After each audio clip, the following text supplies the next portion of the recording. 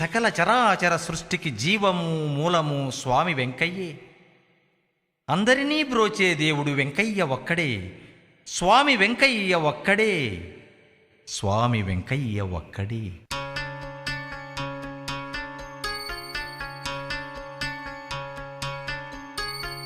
గొలగమూడిలో వెలసియున్న స్వామి వెంకయ్య ఒక్కడే. నమ్మి కొలిచే వారి బాధల తీర్చు వెంకయ్య ఒక్కడే. స్వామి వెంకయ్య ఒక్కడే. గొలగమూడిలో వెలసియున్న స్వామి వెంకయ్య ఒక్కడే.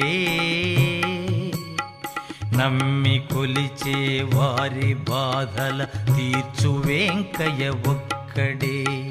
స్వామి